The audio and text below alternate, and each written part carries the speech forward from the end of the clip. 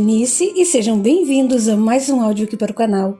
E hoje nós teremos o capítulo 28 e o capítulo 29 do livro Gêmeas.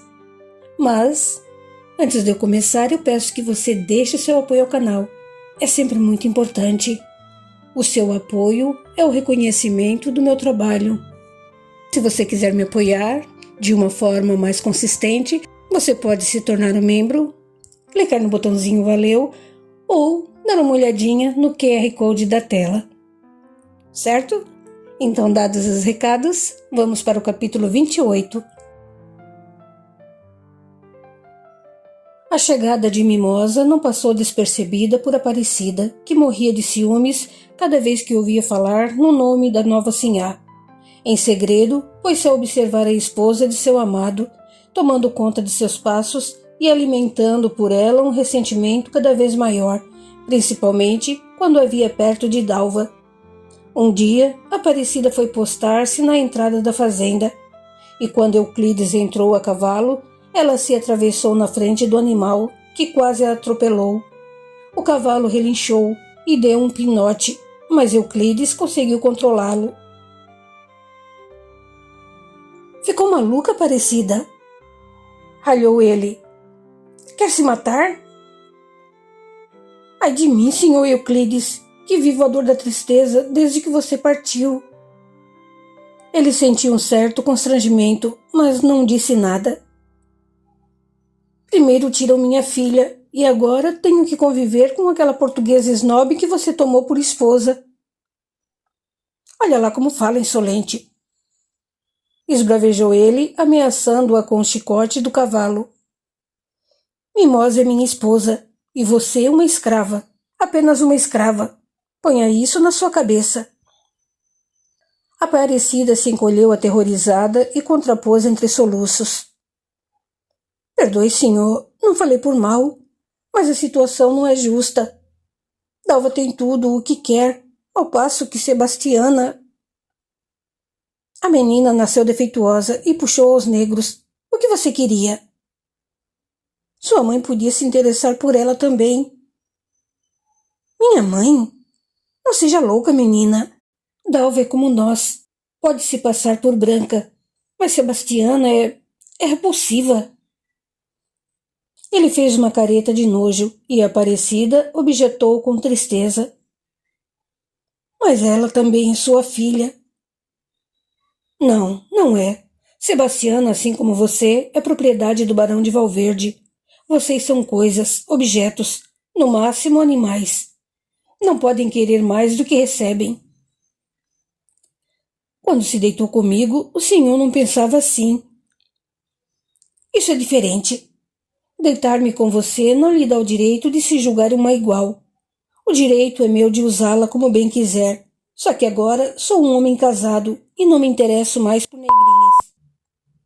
Euclides empurrou Aparecida com o pé, afastando-a do flanco do cavalo, e partiu em disparada na direção da fazenda, deixando-a aos prantos no meio da estrada. Queria se conformar, mas não conseguia. Não era justo que suas duas meninas tivessem sortes tão distintas.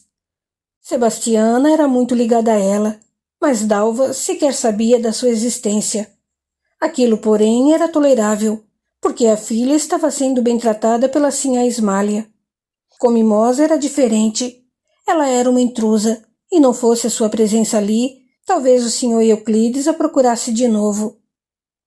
Mas não era apenas Aparecida quem se queixava da situação, que também não agradava a Ismália.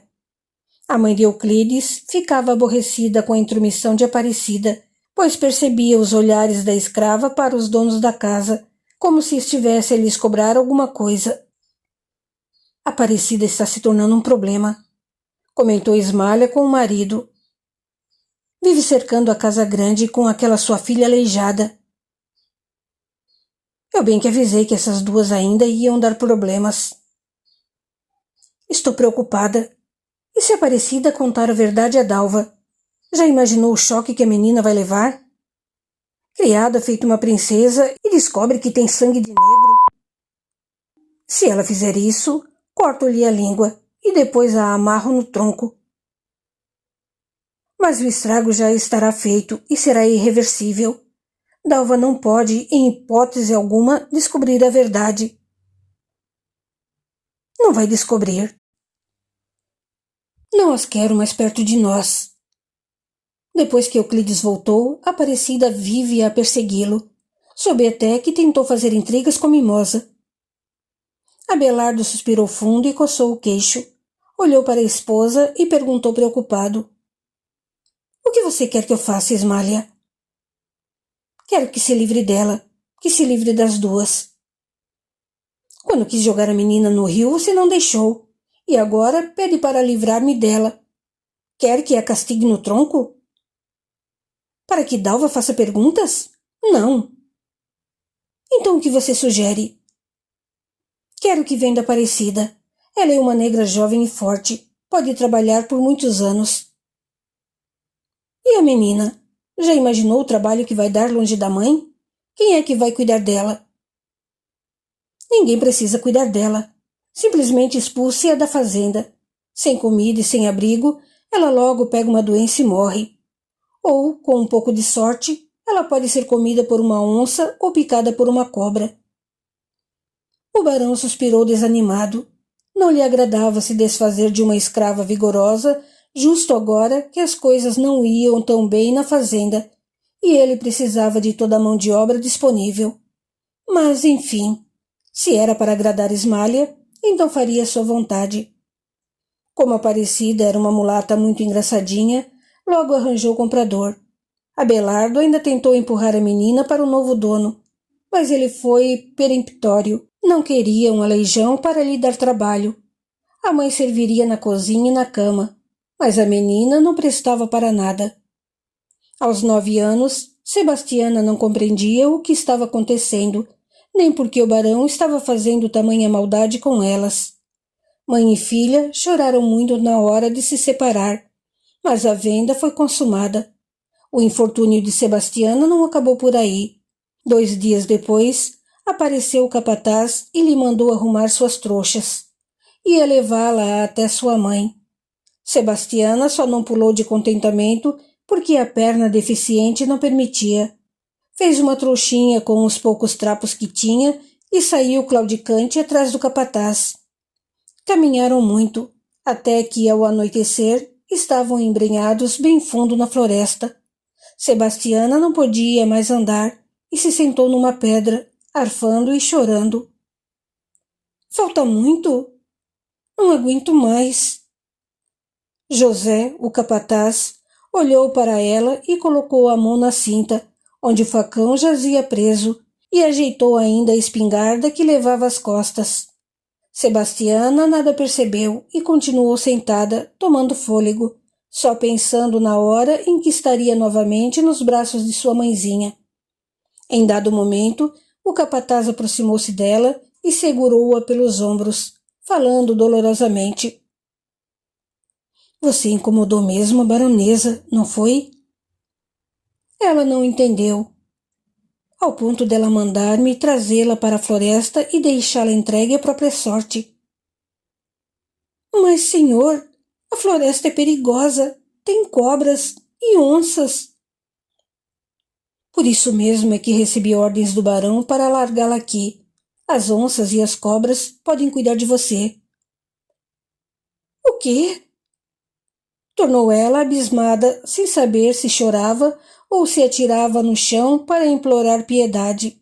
Por uns instantes, ele fitou Sebastiana, penalizado, e a menina, sem entender, começou a chorar e soluçar. Você não veio me trazer para minha mãe? Não. Mas por quê? Que mal eu fiz ao barão? Já que você vai mesmo voltar, não importa saber a verdade. O barão vendeu a sua mãe e mandou soltar você aqui porque Aparecida é também mãe de Dalva. Conhece Dalva? Ela assentiu, ainda sem compreender. Pois é, Dalva é sua irmã gêmea, e vocês são filhas do Dr. Euclides. Como nasceu branca e linda, os patrões ficaram com ela. Mas você, feia e aleijada, ninguém quis. Senhor, Deve haver algum engano, contestou ela, abismada. Dalva não pode ser minha irmã. Ela é tão diferente de mim. E o senhor Euclides é filho do patrão. Como pode ser o meu pai? Não há engano algum. Você não entende porque ainda é muito jovem, mas também porque é que Aparecida tinha que ficar perturbando o doutor e amolando a esposa dele. O que ela queria? Só podia dar no que deu. Ai, moço, o senhor está fazendo uma maldade muito grande comigo. Eu não quero ser filha do senhor, nem irmã da sinhazinha. Eu só quero a minha mãe. Sebastiana chorava sem parar, mas um estalo na mata fez cessar o seu pranto e ela olhou assustada para José. Compreendendo o seu temor, ele apontou a espingarda para o vazio e ficou à espera. Mas nada aconteceu. É a onça! Gritou ela, aterrada, agarrando-se às pernas do capataz. Novo estalo se fez ouvir, e ele apontou a arma novamente. Como da vez anterior, nada aconteceu, embora ele tivesse certeza de que estavam sendo observados pelo faminto felino. Agarrada às suas pernas, Sebastiana tremia, e uma piedade sem igual tomou conta do coração do capataz. Ele iria embora, e a onça daria conta do recado, devorando a menina viva e acabando com os problemas da baronesa. Foi quando a ideia lhe surgiu. Não era mais humana, mas deveria ser a mais piedosa. Servir de comida para a onça seria uma morte muito mais dolorosa do que experimentar a lâmina afiada do seu facão. Quando puxou Sebastiana pelos ombros, foi que ela compreendeu.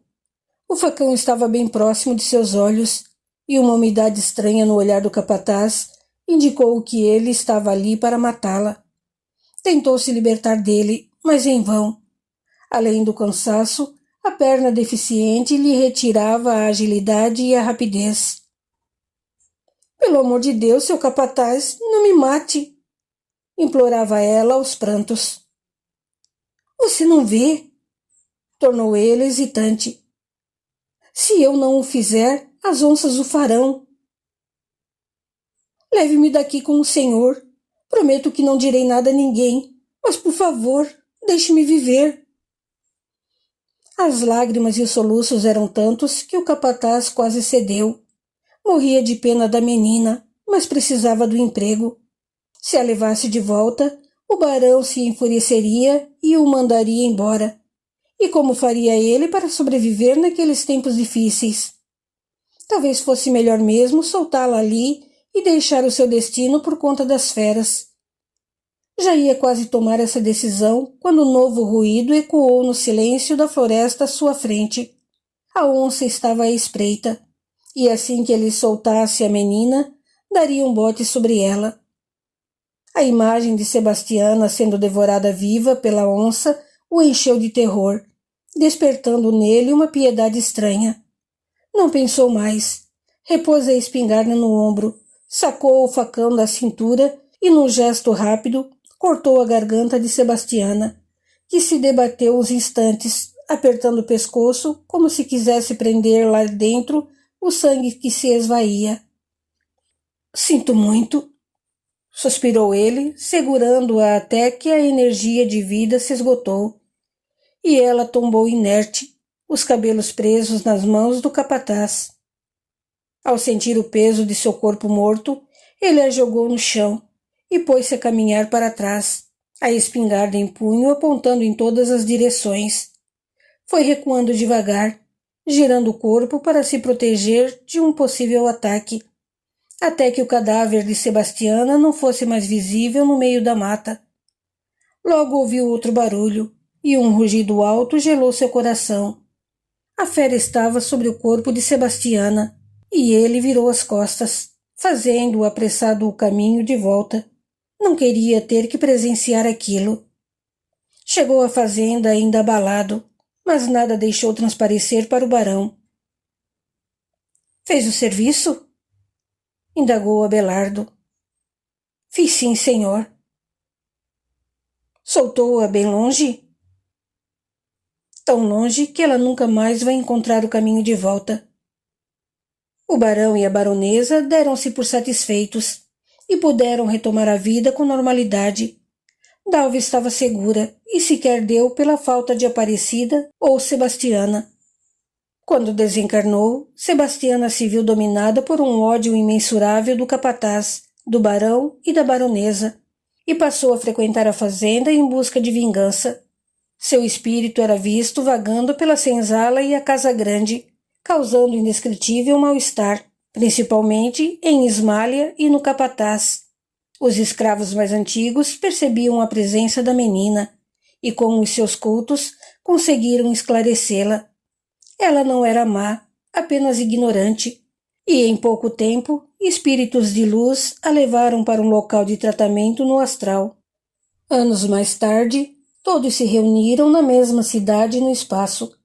Era preciso diluir tanto ódio e procurar transformá-lo em sementes de amor. Os envolvidos estavam arrependidos e buscavam o perdão.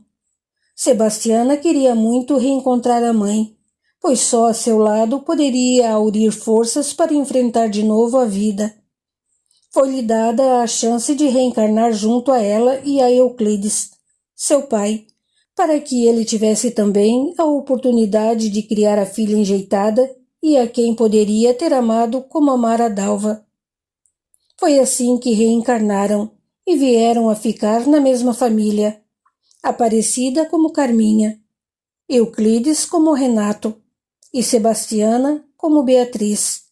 Quanto a Dalva, cresceu cada vez mais arrogante e orgulhosa, muito ligada à avó, que a tratava com todos os mimos.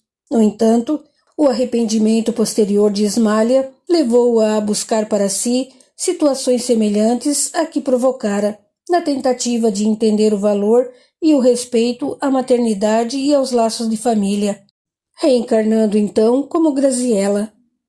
Dalva, por sua vez, pediu a oportunidade de se libertar do orgulho e voltou como Suzane.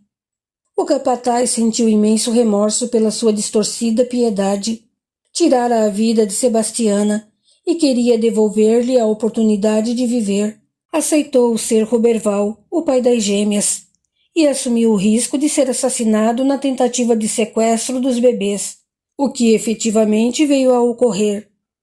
O barão de Valverde e Mimosa, por sua vez, custaram um pouco abrir os olhos para as verdades divinas. Passaram a vida nutrindo uma antipatia mútua. Abelardo não aceitava a condição humilde e um tanto rude de Mimosa, e esta se ressentia da indiferença do barão. Nunca se deram bem. Tamanha antipatia gerou para ambos o desejo de uma reconciliação mais profunda. Nenhum, nem outro, logo ao desencarnar, reconheceu a impropriedade do que havia sido feito a Aparecida e Sebastiana. Para Abelardo, a morte da menina não era responsabilidade sua, mas do capataz, que desobedecera suas ordens e lhe cortara a garganta. Para Mimosa, a atitude do barão estava condizente com suas necessidades na época, já que ela não podia mesmo conviver com a filha bastarda e negra de seu marido. Foi por isso que optaram por reencarnar como marido e mulher nos corpos de Gilson e Lorena. Todos esses fatos e sentimentos levaram ao envolvimento de pessoas tão diferentes e aparentemente sem nenhum vínculo do passado. Mas as afinidades iam se formando, e no momento em que viu Graziella, Suzane sentiu reacender o antigo amor pela avó, que a havia criado no passado, e foi por isso que, mesmo sem saber, venceu o medo e entrou no quarto onde Graziella a aguardava. Capítulo 29. Graziella estava de costas, distraída com o movimento dos convidados à beira da piscina. Ao ouvir o barulho da porta, voltou-se para Suzane e deu um sorriso amistoso. Não tenha medo, disse. Você não precisa ter medo de nada. Não estou com medo, mentiu Suzane. Apenas não entendo o que você possa ter para me falar. Sente-se. O que tenho a lhe dizer é surpreendente e demorado. Suzane se sentou e ficou olhando para Graziella, que pigarreou e se sentou ao seu lado, tentando encontrar as palavras certas para definir uma situação totalmente inusitada.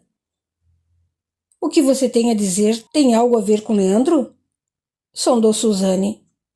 Graziela olhou surpresa, mas respondeu calmamente. Não, eu nada sei sobre o seu namorado. Suzane suspirou aliviada e continuou. Muito bem. Seja lá o que for que tenha para me dizer, diga logo. Já passei por muita coisa na vida e acho que nada mais me espanta. Uma moça tão jovem com tantas desilusões? Posso saber o que houve?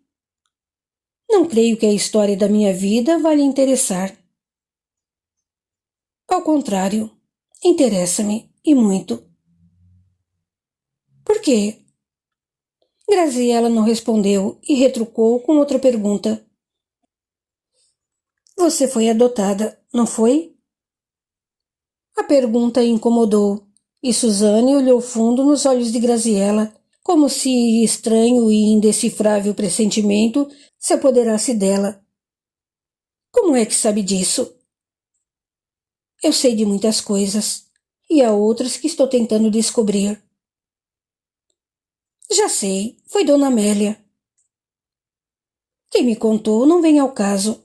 O que importa realmente é que você foi adotada e seus pais adotivos morreram num acidente de carro. Suzane não disse nada e ela prosseguiu. Nunca lhe passou pela cabeça conhecer os seus verdadeiros pais? Já, balbuciou ela, uma inquietação formigando a sua pele. E por que não fez isso? Sinceramente, não entendo por que está me fazendo essas perguntas. Objetou Suzane, um tanto quanto contrariada. O que você tem a ver com a minha vida? Graziela se levantou e deu a volta no quarto, parando de frente para ela. Pode ser que não tenha nada, afirmou ela, estudando o rosto de Suzane. Ou pode ser que tenha tudo.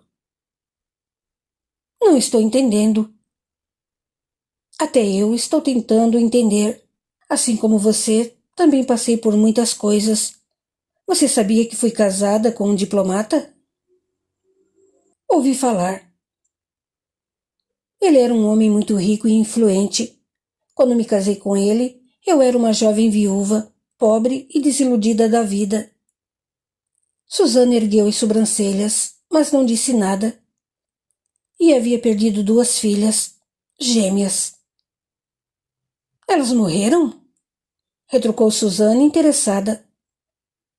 Não, elas foram tiradas de mim. Nesse momento, Suzane sentiu uma estranha emoção e deu um salto da cama, afastando-se de Graziela, como se a verdade que ela estava prestes a lhe dizer pudesse feri-la. Como assim, tiradas de você? Graziela não respondeu. Colocou-se novamente de frente a Suzane e rebateu com ar enigmático. Você disse que já passou por muitas coisas. Passei. E que não há nada mais que a choque. Olhe, Graziela, não sei onde você está querendo chegar, mas essa conversa já está ficando monótona. Se tem alguma coisa a me dizer, diga logo. Muito bem. E se eu lhe dissesse que sei onde está sua verdadeira mãe? Você sabe? Espantou-se Suzane, entre incrédula e esperançosa. Graziela não respondeu. Segurou as mãos dela com delicadeza e encarou-a com lágrimas nos olhos. Seus lábios entreabertos sustinham as palavras que temia dizer, mas Suzane, ligada a ela por um fio energético de amor conquistado e indissolúvel, ouviu as palavras não ditas e replicou com uma quase certeza. É você? Graziela apenas assentiu levemente com a cabeça, deixando que as lágrimas caíssem livres pelo seu rosto. Isso é impossível, contestou Suzane com visível descrença, retirando as mãos das de Graziela. Não é impossível. Só Deus sabe há quanto tempo venho procurando vocês. Suzane afastou-se dela momentaneamente e, segurando-a pelos ombros, perguntou aturdida. Vocês?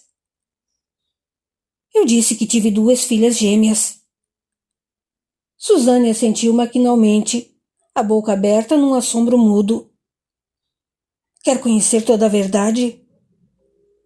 Durante o resto do dia e o começo da noite, Graziella contou a Suzane tudo o que havia acontecido desde o momento em que se casara com Roberval na esquecida cidade de Barra do Bugres, no interior do Mato Grosso.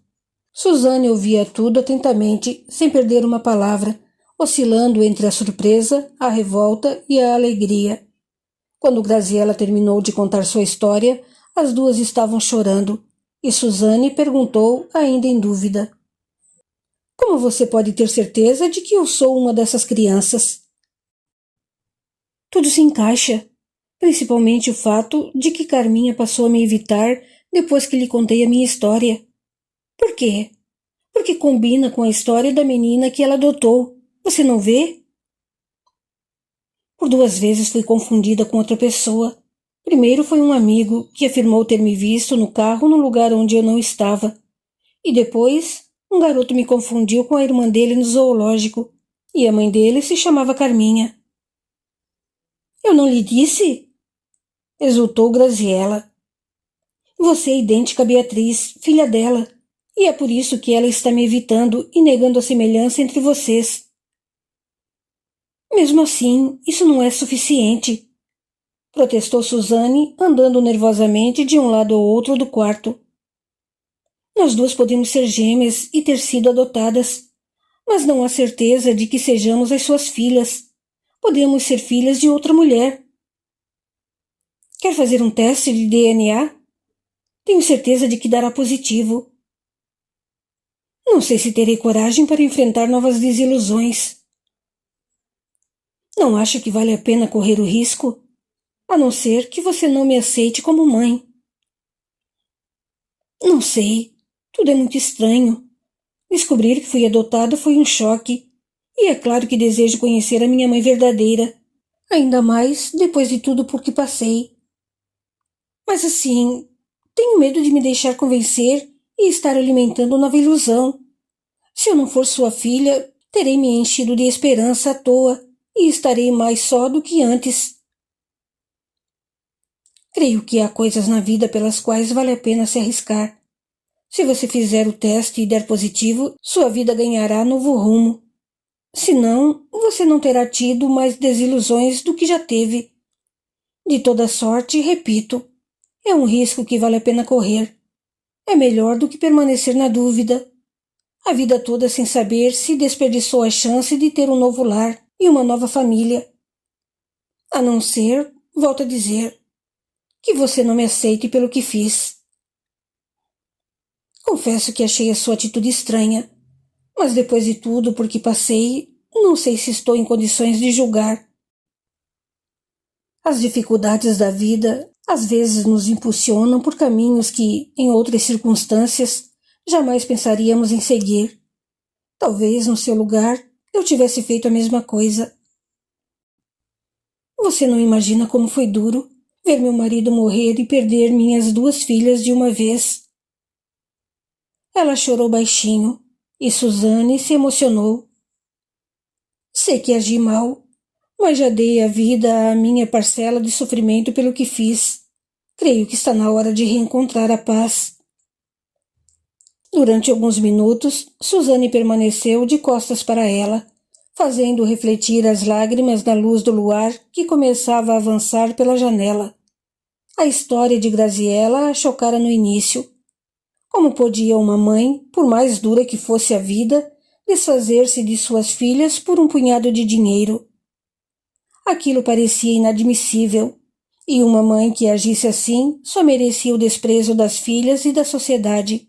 Contudo, revendo sua própria vida, pensou se lhe caberia o direito de julgar.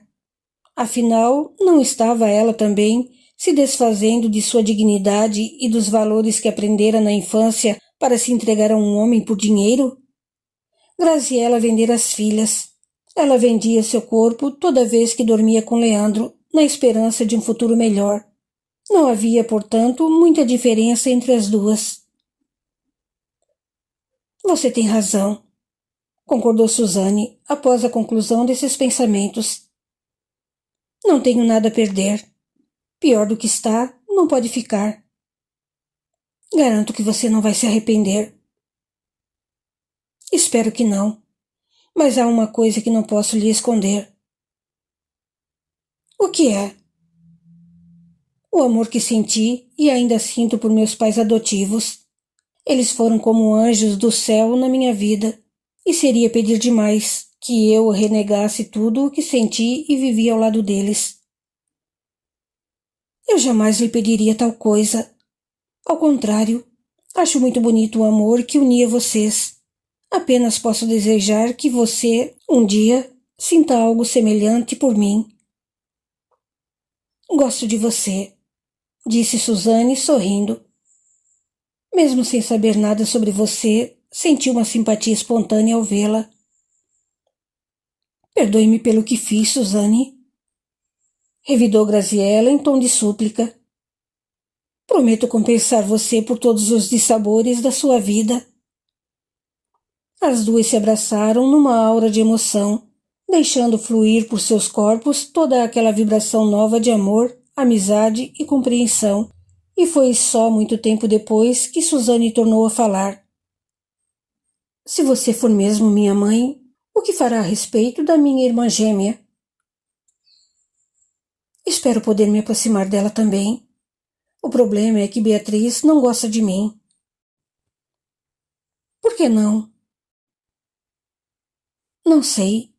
Talvez, inconscientemente, ela saiba o que eu fiz. Suzane ficou pensativa e Graziella tornou interessada. E quanto a você? Quero saber tudo a seu respeito. Meus pais morreram num acidente de carro, você sabe, e meu tio Cosme ficou com toda a herança.